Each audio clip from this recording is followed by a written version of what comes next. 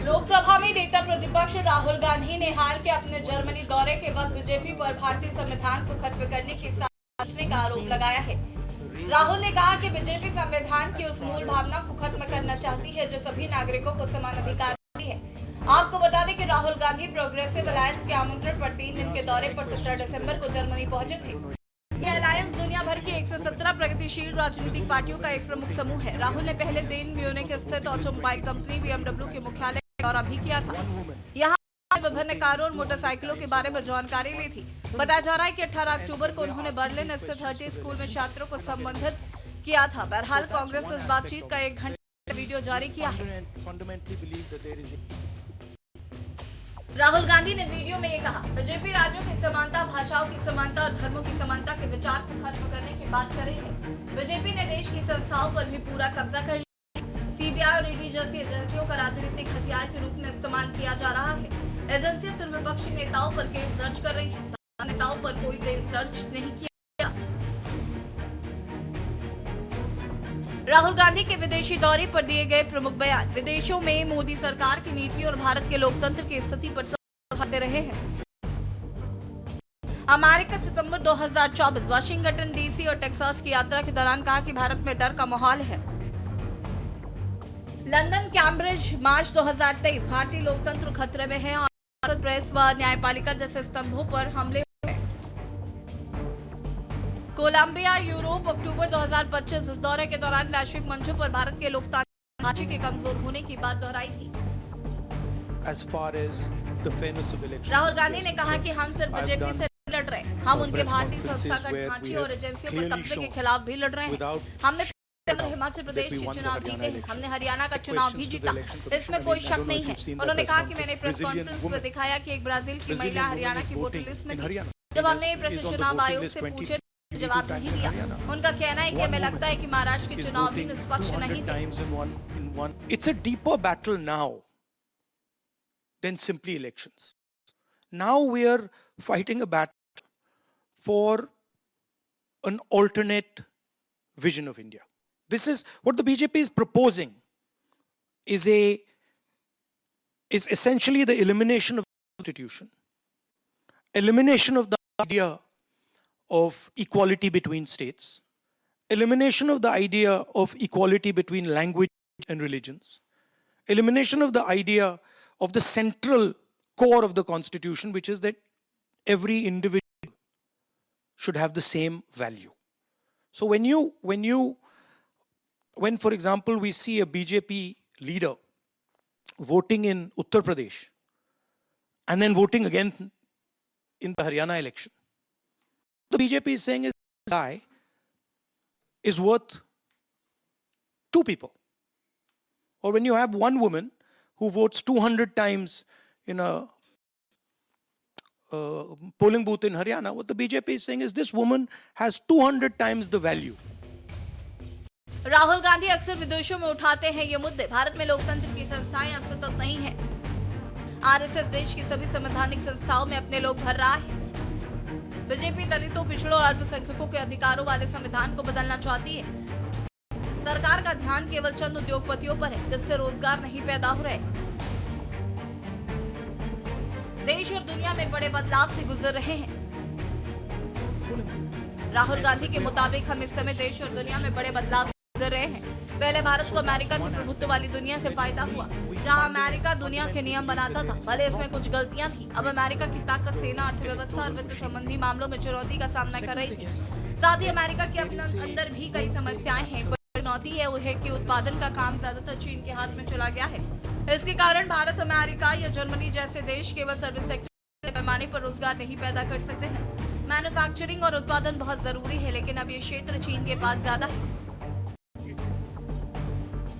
नोटबंदी और GST जैसी नीतियों से नुकसान हुआ।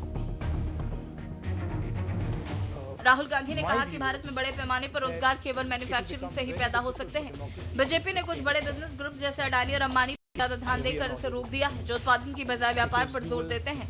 इससे छोटे और मध्यम उद्योगों को नोटबंदी और GST जैसी नीतियों से नुकसान हुआ है। उन्होंने कहा कि जो कुछ हो रहा है वो भारत के 2 दृष्टिकोणों के बीच संघर्ष है। ये दृष्टिकोण एक सशक्त नेता के शासन में विश्वास करता है, जबकि दूसरा मानता है कि भारत को बातचीत, सहमति और अपने विविध राज्यों और संस्कृतियों की आवाजों के माध्यम से चलाया जाना चाहिए। On the question of jobs, there is only one way that you produce jobs at scale for a country like India, and that is manufacturing, right? And what we've done in India and what the BJP has done, they've completely disincentivized manufacturing.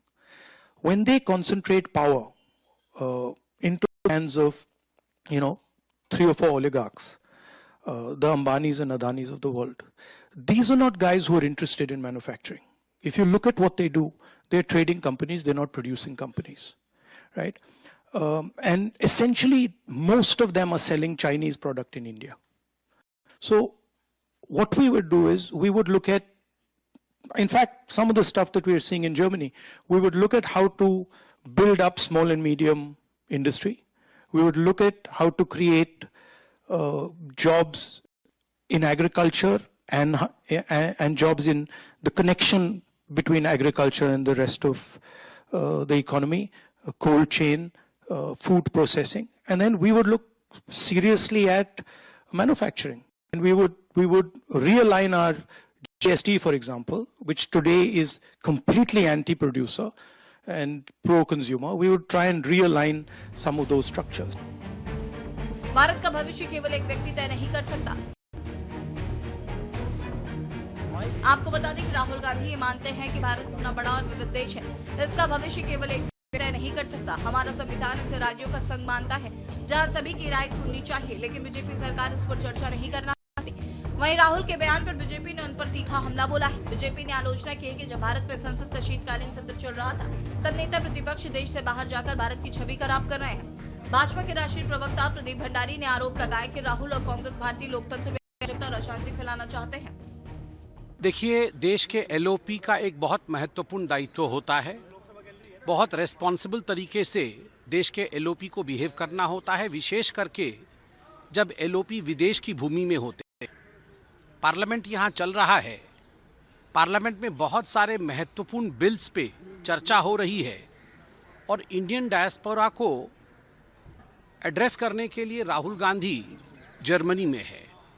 आज हमने देखा कि Munich के BMW की factory में राहुल गांधी जी का पदार्पण हुआ और वहाँ राहुल गांधी जी ने उनके मैन्युफैक्चरिंग को आगे बढ़ाते हुए, उसकी बड़ाई करते हुए यह भी कहा कि मुझे दुख है कि भारत की मैन्युफैक्चरिंग अच्छी नहीं है, the manufacturing is poor in India. अब देखिए, बार बार राहुल गांधी जी का इस प्रकार विदेश जाना और विदेश की भूमि से भारत को अपमानित करना और भारत के विरोध में बोलना कहीं न कहीं दिखाता है कि राहुल गांधी और कांग्रेस पार्टी के मन में किस प्रकार की भावना भारतवर्ष को लेकर है। राहुल गांधी कहते हैं कि लोग आपस में लड़ेंगे, भारत असफल हो जाएगा। क्या भारत से प्रेम करने वाला कोई व्यक्ति भारत को असफल होते देखना चाहेगा? राहुल कांग्रेस अपने वैचारिक संरक्षक जॉर्ज सोरोस के साथ भारतीय लोकतंत्र में अराजकता और अशांति चाहती है। आपको बता दें कि इससे पहले उनके हर्ट स्कूल में चर्चा की कुछ जानकारी 18 दिसंबर को सामने आई थी। इससे राहुल गांधी ने राष्ट्रीय स्वयंसेवक संघ प्रमुख मोहन भगत की आलोचना की थी। राहुल ने कहा था कि संघ प्रमुख खुले तौर पर कह रहे हैं कि सच्चाई का कोई महत्व नहीं है, शक्ति महत्वपूर्ण है, या उनमें और हम में अंतर है। बहरहाल राहुल गांधी के बयानों पर राजनीतिक घमासान मचा हुआ है। बीजेपी ने आरोप लगाया कि राहुल गांधी में उन लोगों से मिल रहे हैं जो भारत विरोधी एजेंडा चला। बीजेपी ने उनकी मुलाकात हर्ट स्कूल के प्रेसिडेंट कॉर्नेलिया वोल से होने पर भी सवाल उठाए और उन्हें जॉर्ज सोरोस से जोड़ा है। स्पेशल डेस्क के न्यूज़ इंडिया।